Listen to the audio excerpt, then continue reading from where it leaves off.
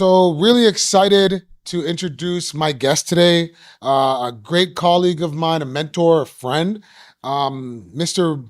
Bailey. Thank you Hello, very that's much me, for Mr. joining us Bailey. Thank today. you for having me on your podcast.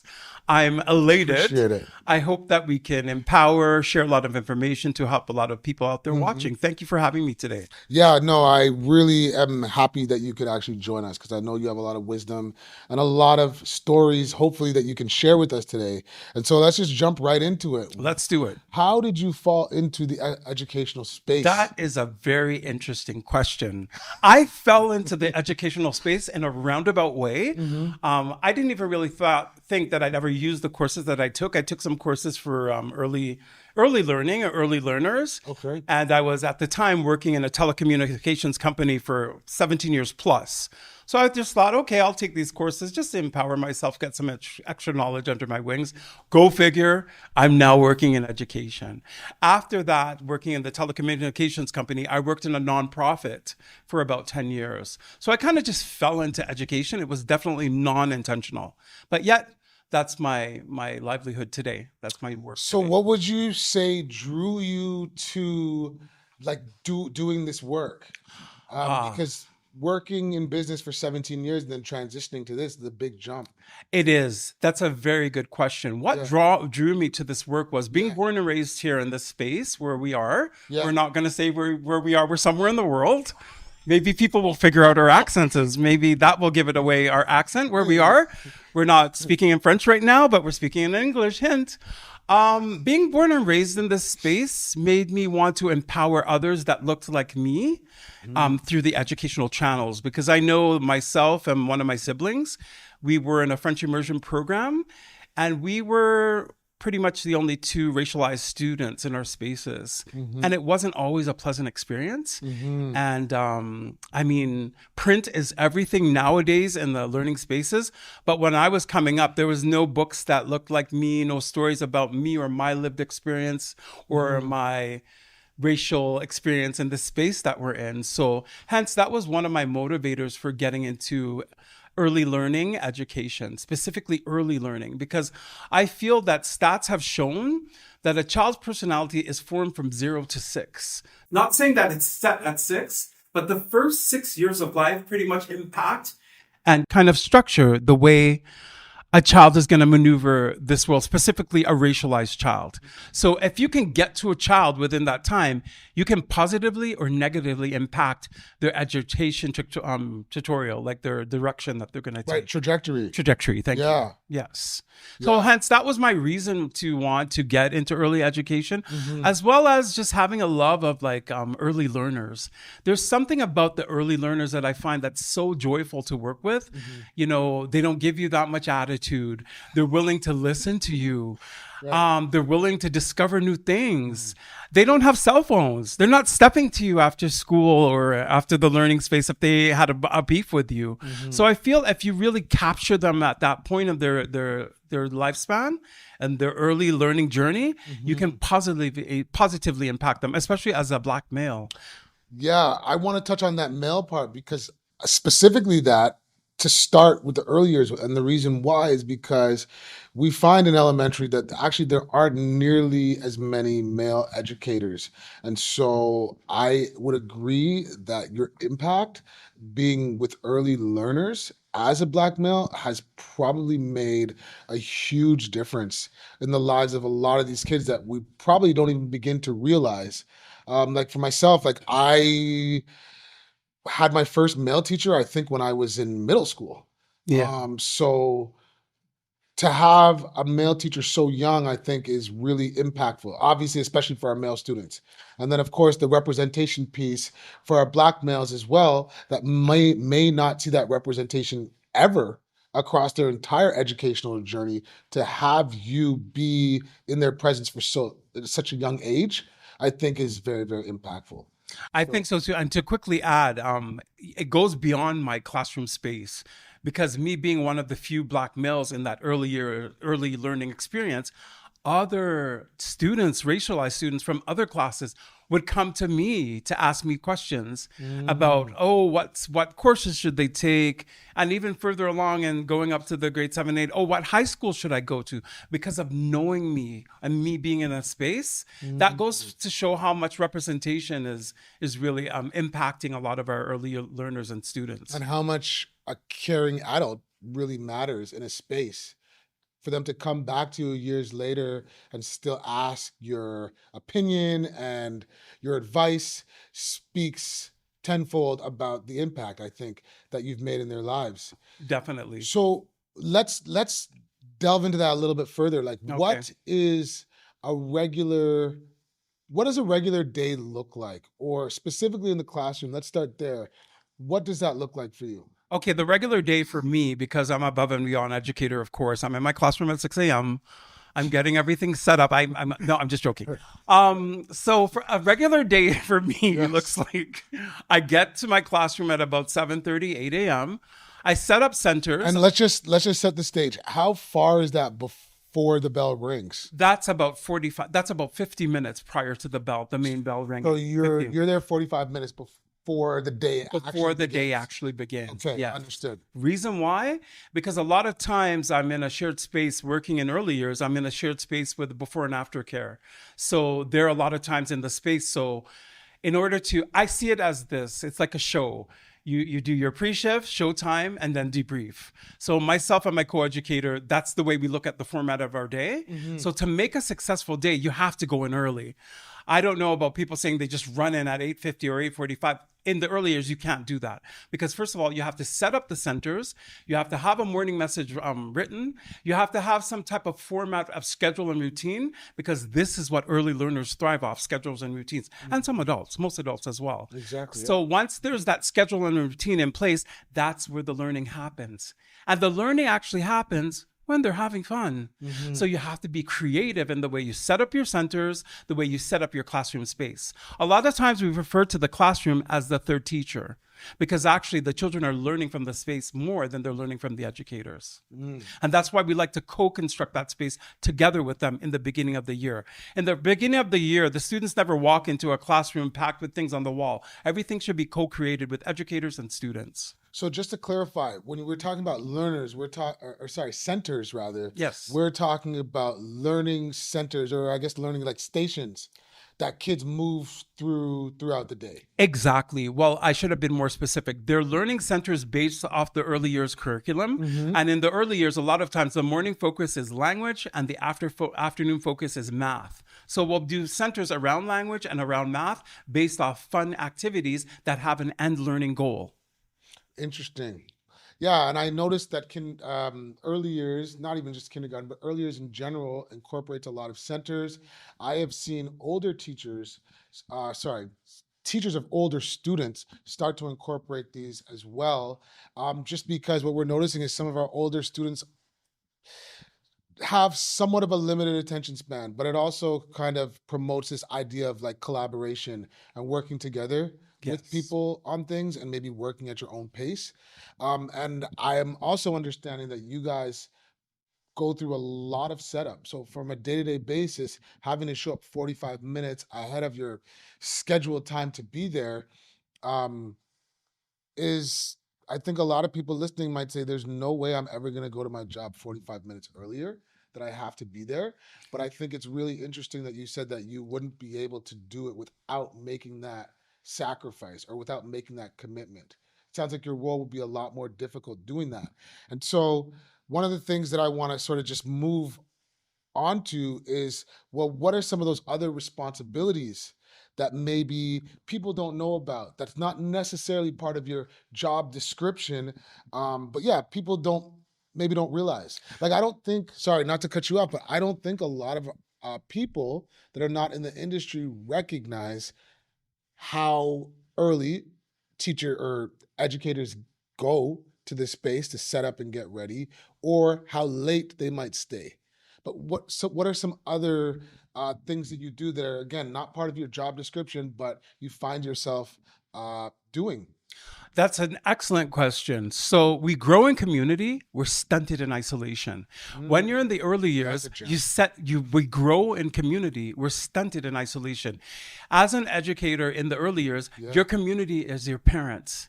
They're your resource. They're your go-to. They know everything about your students that you're interacting with. Hmm. Students come to this learning space with language, with math knowledge, with cultural knowledge. That's very, very key to their success in the classroom. Hmm. So we have to invest in parents. Whereas maybe later on in the grades and in high school, parents aren't as much as a bigger factor for success. So when I talk about community, I'm talking about the parent community engaging with the early learner community, finding out what the child likes at home.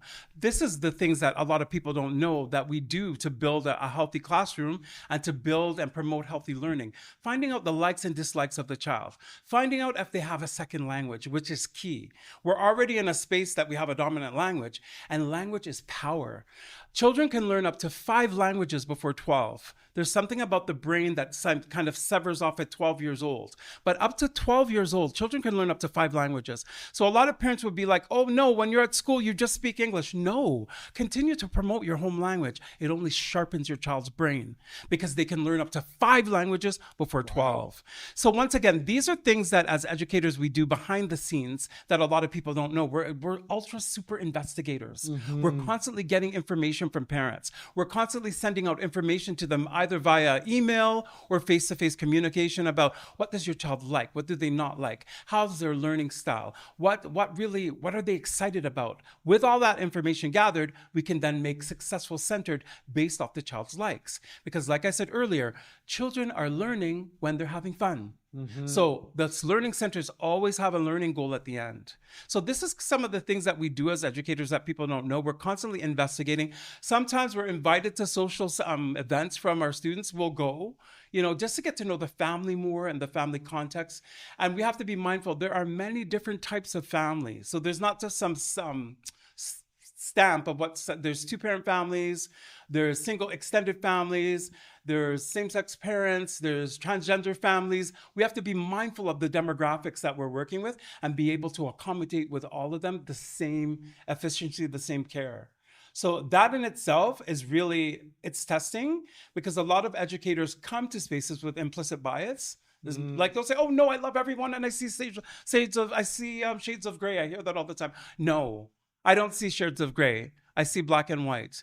I see color, and I see diversity, and I try to work with what I see to the best of my ability. Can we dig deeper into that comment? What do you mean by shades of gray? Some people, because of the anti-black racism that's prevalent in certain spaces, they like to say they see shades of gray, meaning that they don't really see color. If they see a black person come in, if they see an Asian person come in, if they see a white person come in, they're all the same and they're treated the same. But you and I know that's not true. Because based off of race, even in the healthcare system, a lot of people, there's a myth that blacks have a higher threshold to pain. So they'll be left in waiting rooms extra longer, for example. Whereas if somebody from another race comes in, they'll be attended to faster. There are a number of studies that actually back up the fact that Black women do not get the same level of care that other demographics do. So there is a lot of truth to what you're saying. I think that's really, really interesting. And how do you navigate those types of conversations or those types of issues? Very, very good question once again. I navigate it on a per case basis Hmm. because sometimes there's a reverse. Because of my size, because of my stature, some families sometimes when they're approaching me, they're a little bit cautious. They'll be, "Oh, you're a big black guy. I didn't know what to expect." But then I started talking to you and you're okay. And you're really nice. And that takes me aback, like, whoa, what were you expecting? Hmm. So the more I talk, the more I'm accepted. So it's very interesting. I have to deal with each family very specific and based off of their needs and their lived experiences. Because I can't just assume that every family that I'm going to work with is going to accept me as an educator for their child. There's always going to be implicit biases on both sides. Hmm.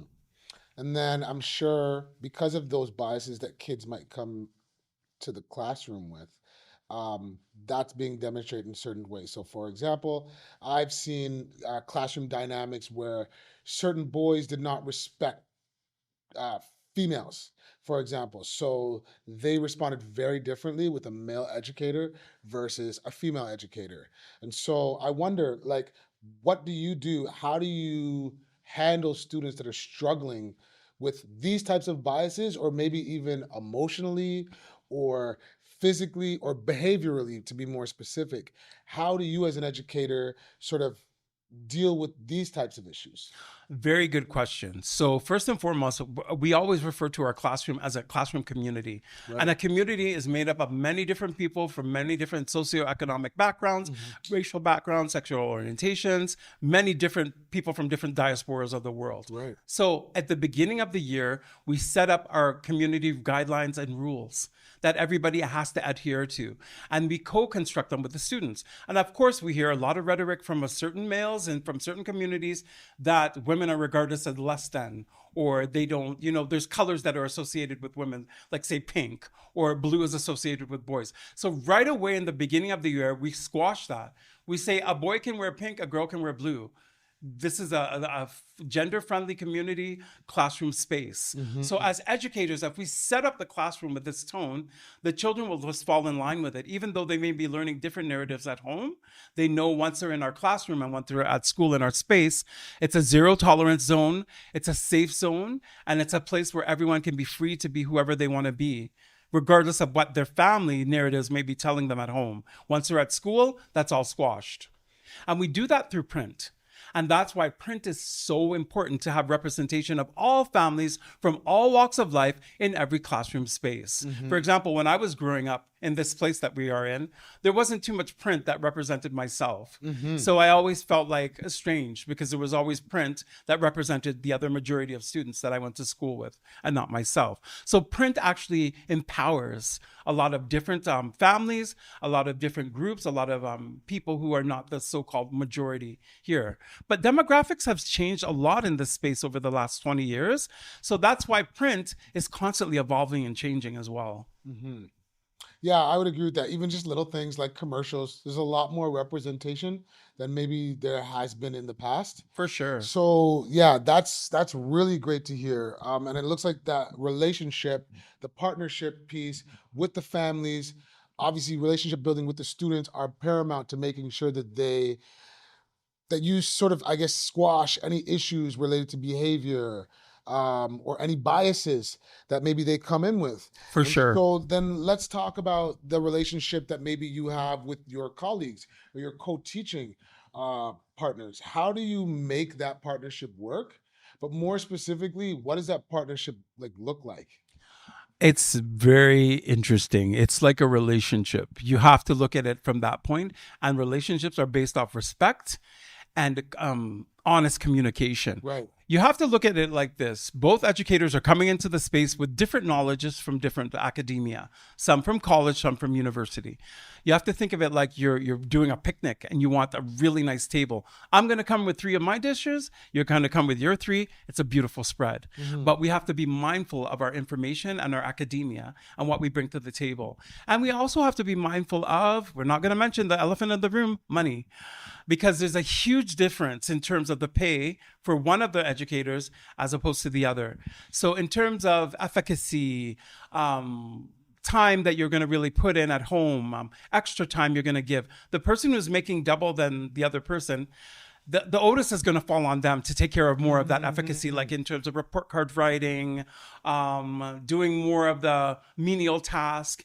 In the systems that we work in, sometimes there's preps that are given to one of the educators and the other educator doesn't have any prep. So you mean like A paid period at work where you can do work, preparation period? preparation period at work where you can actually prepare at work to do more centers or do additional academia that you're going to present during the day. So do you find that that creates sort of tension and conflict? It definitely does.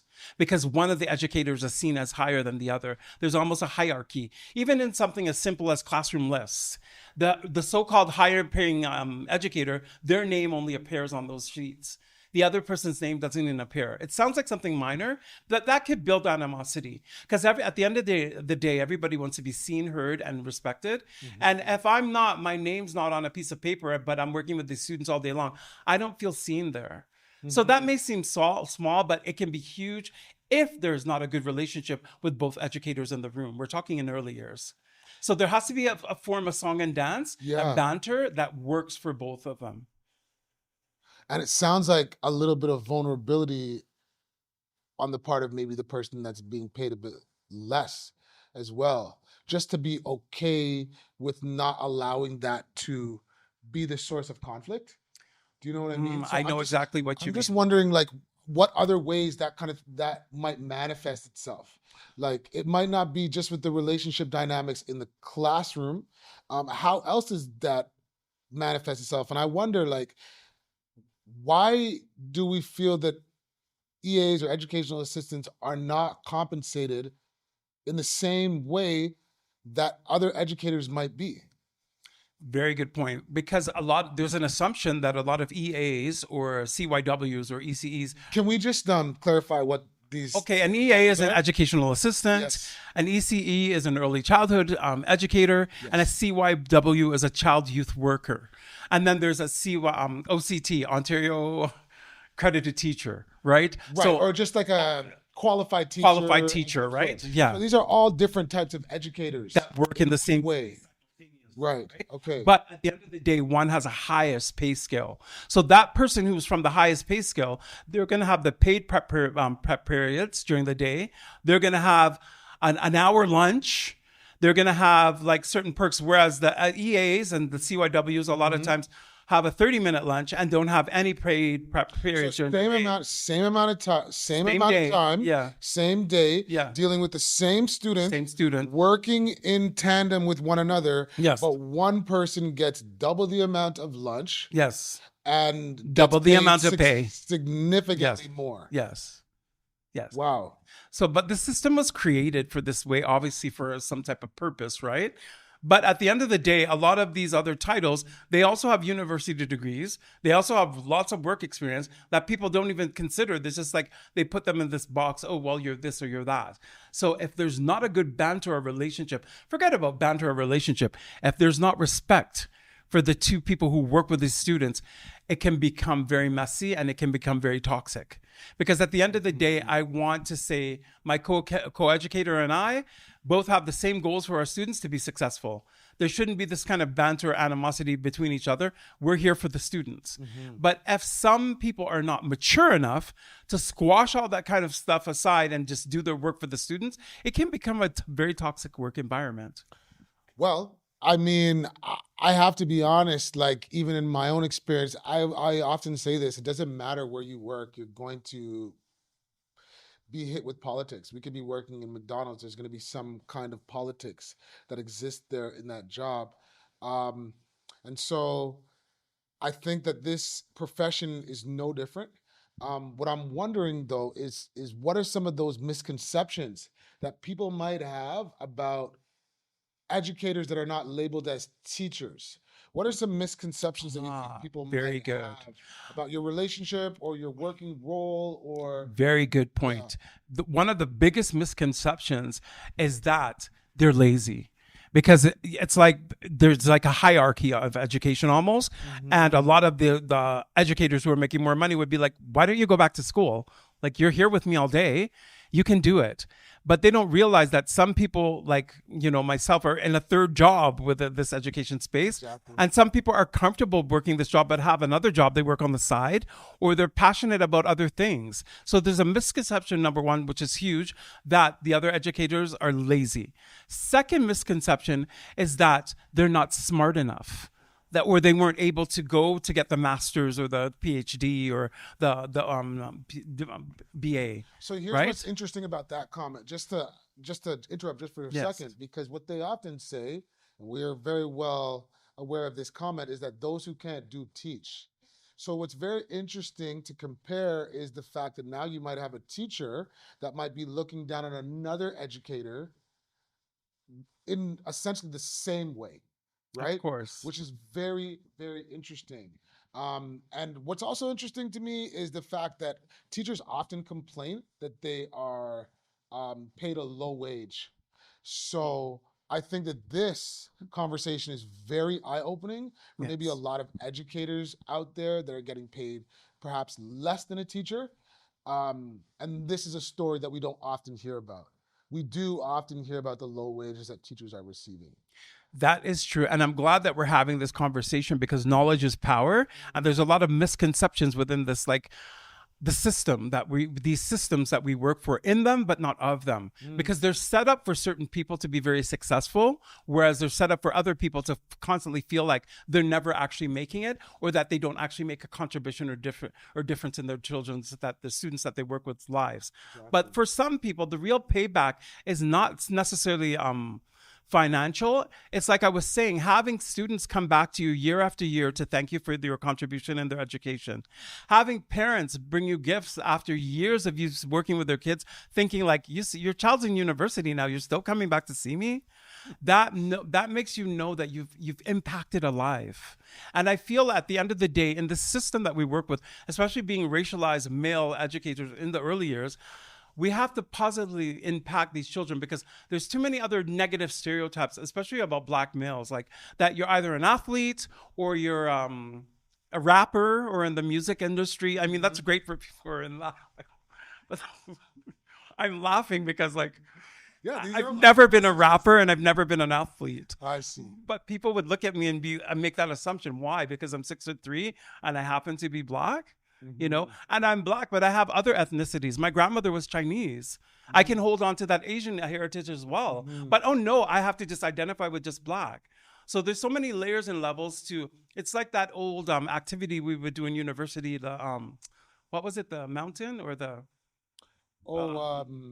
not the mountain. They do it in uni all the time. Iceberg. The iceberg. The iceberg. You see me as a Black man, but I have a right to my grandmother's Chinese heritage as well. So let's get back on track. No, let's clarify that activity. So the iceberg activity, some of you may know, is essentially where you take an iceberg and you show the top of the iceberg, which is above water. Yes. And then you demonstrate the bottom of the iceberg, which is underneath water, which could be, in fact, as big as a mountain. Exactly. Right? And the idea is that what you see above the water are things about my identity that you can clearly see without me necessarily having to tell you. Whereas some of the things that we see below the iceberg are things about my identity that we don't necessarily know. So, or necessarily have to show or even share with anyone. I think that's really important to mention, because when we talk about identity, there's going to be a lot of people that are listening to this that are saying, oh, don't bring your identity politics into this. But the reality is that certain demographics and certain people have to navigate an educational space in a certain way. And you just spoke to that. You spoke about the idea that you kind of had to overcome these stereotypes of the type of person that you would be. And sometimes, and I've seen it happen in my own experience as a teacher, is that it's really hard for kids to sort of struggle through that when they're really tall, for example, and expected to be a basketball player, don't know how to dribble a ball, and people are making fun of them. And it's like they're supposed to feel bad about themselves now. It's or like, they're not a rapper, or they're not speaking. Like, I don't listen to that music. No, so, or somehow it's like we have a society that like tries to make that kid feel shitty about themselves. Of course. And or the Ebonics, like the slang talking and stuff. Oh, yeah, like, you know, and then if you speak properly, oh, you're speaking white. Like, my parents happen to be from a Caribbean nation, but in our home we always spoke English and we spoke another language, right? French. But we were never promoted to speak in any other dialects or anything, but people assuming that, you know, like, hey man, what's up? We're talking in slangs and stuff, and thinking like, I don't relate to that. I'm from here. So, like, you know, it's interesting what people expect you to sound like and the opinion you're expected to have. And if you're opposite of that, you're looked at like, oh, you're strange, you're weird. Well, I mean, excuse me? This is perfect segue, because I just feel like, do you think that that's one of the biggest challenges that you face in your role? It was overcoming some of those. It was a challenge, but as I became more comfortable in my role as an educator, yeah, I became more bold and brazen in me. Like, it's not my problem what anybody thinks about me. And that may sound so simple, but it took me almost a lifetime to really embrace that statement. It's not my problem what anyone thinks about me, as long as I'm good with myself. So when I walk into a space now, I'm into a classroom, I walk in with a boldness that I never had when I was younger. I mean, 20 years prior to now. We're not going to talk about age. Yeah. So I walk in with a boldness now that I never had before.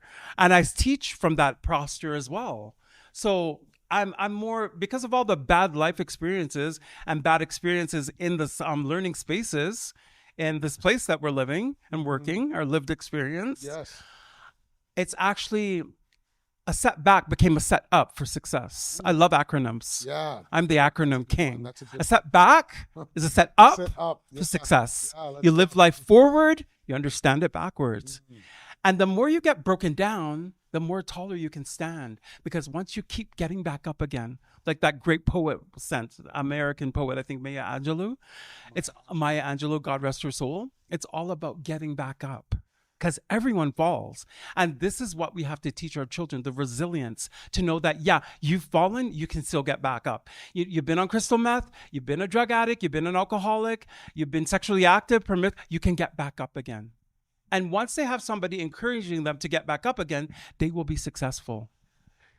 Yes, I want to agree with you, but then when they leave the walls of that school, the problem is society doesn't necessarily always give them that message.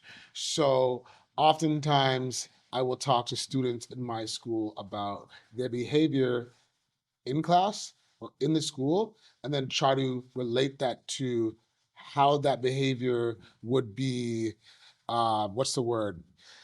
How perceived, I guess, outside of here. So, for example, we're talking about behavioral issues, perhaps negative language, and outside that might some of those behaviors may end somebody in jail. And unfortunately, we live in a society that I do not believe is quite well versed in rehabilitating people that make mistakes. So we actually punish people when they make these mistakes, and what we struggle with is giving them a second opportunity or giving them another chance, right? So I wholeheartedly agree with you. I think this is what we as educators, we do all the time. Yeah. I just feel that society or outside is not in lock and step with what we're doing.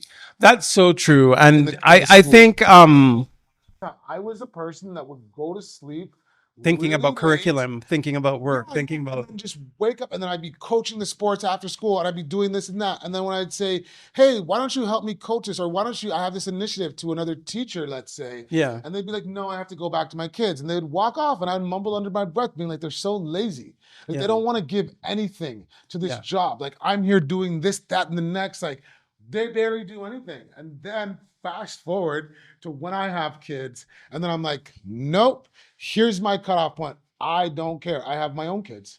I Yes. actually have my own kids." So it's not that I don't care, but it's that my priorities shift a little bit. So instead of giving my everything and my all to the job, I then, just like you're saying, realize that no, there's something that's bigger than this and that's bigger than me and that needs me more than I can provide to this school or this industry. Learning right? space for sure. Yeah. Just to piggyback off what you said, Yeah. if you're thinking about work, you are working, right? Everything begins and ends in our mind.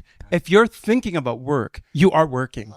Hold on to that one. I love that one. Yeah, If you're that's a thinking about really work, good one. you are working.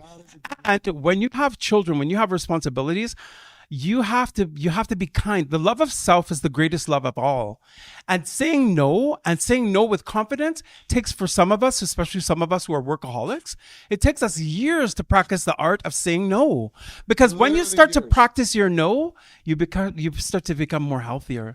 Because you have to tell yourself, I'm giving myself 2 hours max to work. After 2 hours, I'm done. You go for your run, you go for your swimming, you go for your walk, you do that other things. That sharpens yourself as an educator, as opposed to going home and working till 11, 12 at night, not eating, not doing anything else, and then waking up at 5:30 to do it all over again. No.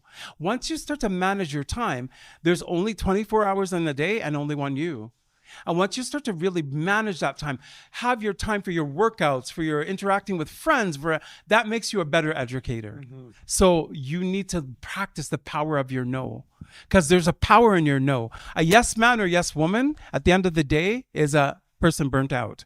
A lot of educators are listening to this, nodding their heads, but thinking like, I don't disagree. I just don't know where I'm gonna find the time to do all the other And stuff. this is a perfect time to segue into another topic that I wanted to address on the podcast today. The different layers and levels of educators and statuses and status rights. An educator who's early in their career is going to do a hell of a lot more than somebody who's 10 years plus or seasoned in. And those people who are 10 years plus or seasoned in, they're going to look at those early educators like, yeah, they're just trying to make a name for themselves or whatever.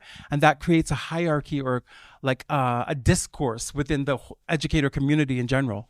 Because there's going to be that eager beaver who's just 2 years in or a short-term contract or whatever, doing the 12 hours, doing the sports, doing the coaching. And then there's going to be that 10 plus years seasoned person saying, yeah, I did what I had to do for my class. I'm off to take care of my family. Good night. And then who's going to be looked at more valuable in a learning space? It all depends where you are in your teaching or education game.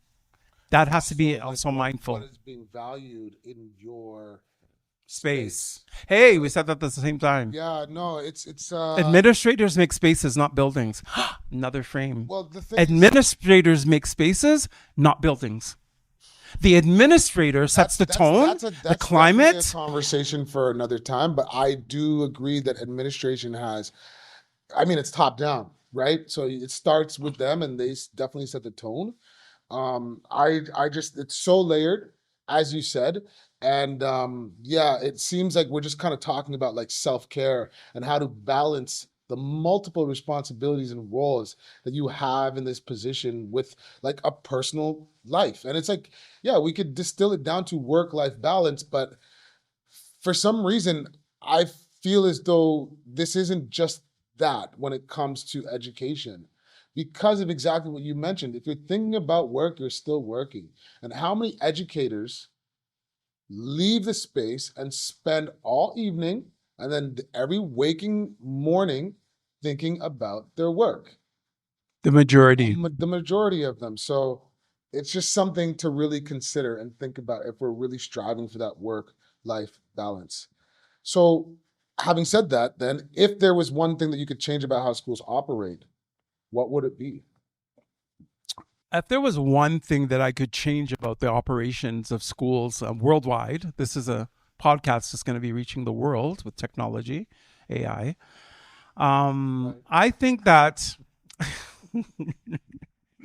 from my perspective, honestly, or like from my perspective and my lived experience, one thing that schools need to change worldwide is having more face-to-face time, having more assemblies, getting back to the school being looked at as a community, not like this isolated, everything's sent online, everything's in emails, because there's something about having face-to-face assemblies, even if they're once a month or once every quarter, that make the school a community. And like I said at the beginning of this podcast, we grow in community, we're stunted in isolation. The earlier students need to see the graduating grade 8s. The grade 8s need to see the grade 4s. The grade 4s need to see the early years. Because if they don't see each other as a community of learners, they're not going to have that respect. It's not going to be organically, genuinely generated within them. And there's going to be discourse. And there's not going to be a sense of community in the school. And there's not going to be a sense of belonging. So it all goes back to building that community with something as simple as an assembly once a month and that checking in. And I always advocate sunshine calls. You know, a lot of students are labeled as young as the early years. What's it? Can you A clarify? sunshine call. Yeah. Calling the parents to say, your child did amazing today. Whoa, Rather the than parents. just for a negative Negativity. reason. And this is something that can really empower parents as well, because our parents are doing a lot nowadays. Parents are busy. They're trying to keep their jobs. They're trying to get promotions. They're trying to parent. They're trying to have a life. They're busy. And if you have a child who has special needs or who has some specialities and some behavioral issues, the last thing you need is every day your school calling you to tell you how bad your child's doing. But if there was a sunshine call incorporated, at least once a week to say, your child was amazing today, that can make a difference for that family. And it can empower that child to want to do better more often. Because the parent will be like, or the caregiver will be like, wow, I got an amazing call about you today. Mm-hmm. Go figure. So remember, words are very powerful. They make or break our experiences, and they make or break our children. And then, as just one final question for our interview today, what advice would you give to someone just starting out in this role? Very good question. First of all, this is a very good rule, but it's a calling. If you're getting into this role to make millions, bounce over to the business sectors. Start working on your own business. Well, if you're in this job to make millions, bounce over to making your own product online or whatever you're going to do. This work, I feel, is a calling. It's not so much a profession. It has to come from inside. You have to want to see results from your students, regardless of your pay raise, regardless of what condo or how many more properties you're going to purchase that year, regardless of what you drive or what neighborhood you live in. This work needs to be given to those who are genuinely interested in children progressing. Mm-hmm. Not for a quick buck, not here for the vacations, not here for the status, not here for all the discounts you get from all the perks you get as an educator. You have to have a genuine care for our children, because guess what? Our children are our future. We've lived our lives halfway through already. They are the next prime ministers, business people, sports, everything. So my advice to somebody starting out in this field, make sure you genuinely are interested in the success of our children. Not the pay scale, not where you're going to drive, not where you're going to live, not your side hustle. Make sure you're genuinely interested in the progression and success of all of our children, regardless of socioeconomic status, regardless of orientation, regardless of race, regardless of all those other layers and levels of minutia, whatever you may call it. And on that note, it's been a blast being on your podcast. Thank you for having me. You can reach me on all of my handles if you want to further this conversation. That's another conversation.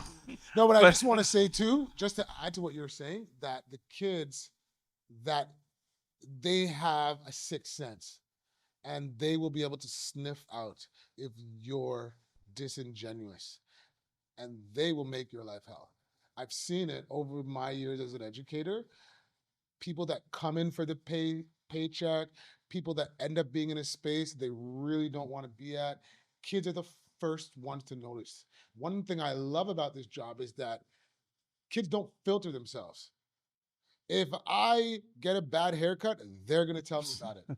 If what I'm dressing, what I'm wearing looks silly, they're going to tell me. Straight up. They're not going to hesitate. No filter. No filter. No. So I would say that I'm in complete agreement with you. This job is not for the faint of heart. It's also not for someone that's looking for a big paycheck. Having said that, I believe our educators, just in what you described, deserve a lot more compensation than for the work that they're doing than they're currently getting. And this is not new information. It's not my new idea. This is just a known fact. You're just confirming this with the conversation that we had today. So with that, I just want to thank you for making yourself available and for coming and sharing your wisdom and your gems with us, like always. No, it's been my pleasure. Thank you so much. Yeah, I look forward to being on another podcast. This conversation has just begun. You are always welcome. And for your listeners who want to reach me, I will let them know my social handles to extend this conversation. If you want to continue this conversation with me, you can reach me on any one of my social level platforms. They'll be available after this platform. Thank you for checking in on the podcast today. And remember, you got to represent. Peace. Peace.